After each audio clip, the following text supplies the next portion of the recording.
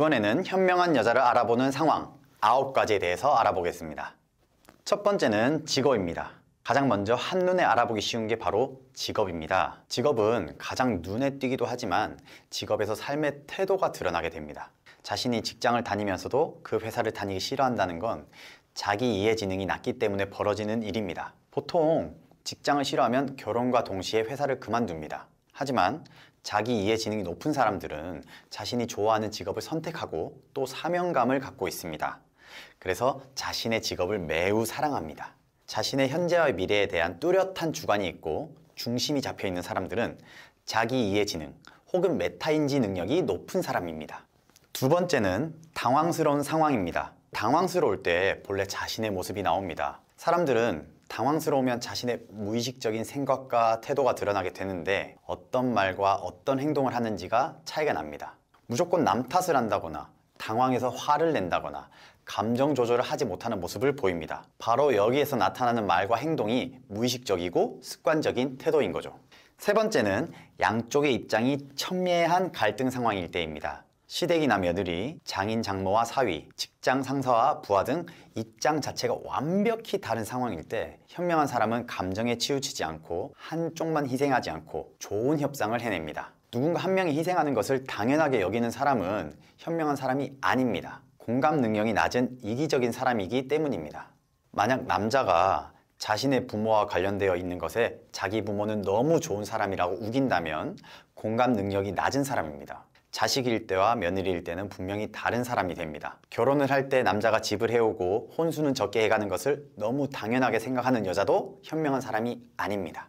이 역시 인지적 공감 능력이 부족한 사람입니다. 완벽하게 그리고 동등하게 해야만 하는 것은 아니지만 자신들이 최선을 다해서 모아온 것을 인정하고 서로 봐주려는 마음이 있어야 합니다. 상대방의 입장을 이해하는 능력이 있어야 갈등 상황도 현명하게 풀어낼 수 있습니다. 네 번째는 직장 내 관계 혹은 친구 관계입니다. 현명한 사람과 착한 사람을 헷갈려하는 경우가 많습니다. 착한 사람은 마음이 선한 사람입니다. 즉, 선한 의도를 갖고 있는 사람인 거죠.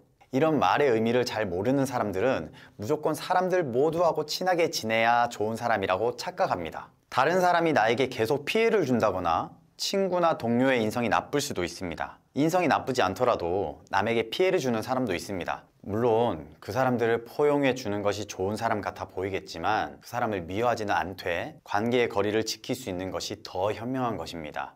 누구하고나 잘 지내는 것만이 정답은 아닙니다. 괜찮은 사람들과 독이 되는 사람들을 구분해가지고 독이 되는 사람들은 적당히 거리를 조절하고 괜찮은 사람들을 주변에 둘 수 있는 사람이 현명한 사람입니다.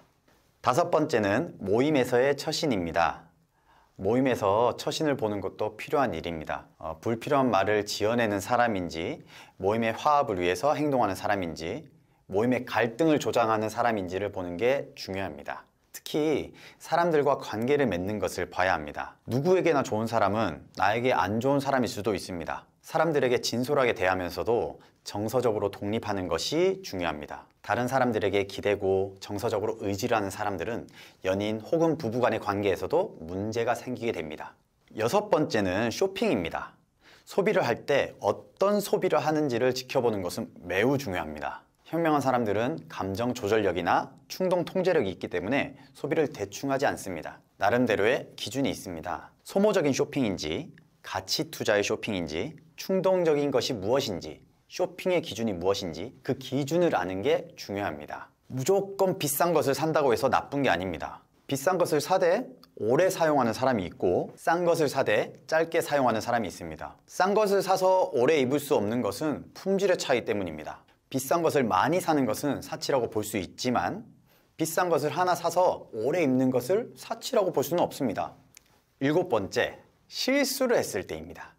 사람은 누구나 실수를 합니다. 실수를 했을 때 어떻게 대처하는지를 보는 게 중요합니다. 물론 현명한 사람이라고 해서 실수를 안 하는 건 아닙니다. 실수를 했다면 그 다음에 어떤 행동을 하는지가 중요한 거죠.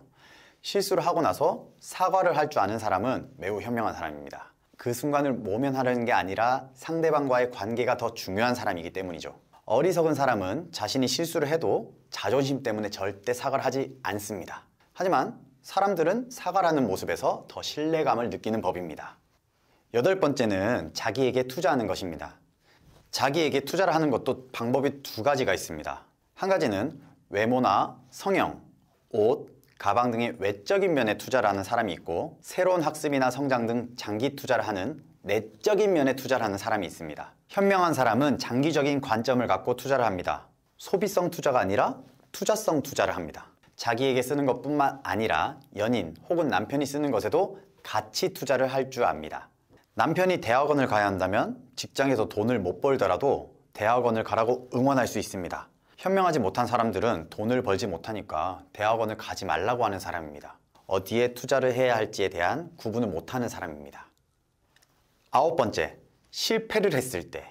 오래 사귀다 보면 이직에 실패할 수도 있고 사업에 실패할 수도 있고 코로나와 같은 일 때문에 실직이나 휴직을 할 수도 있습니다.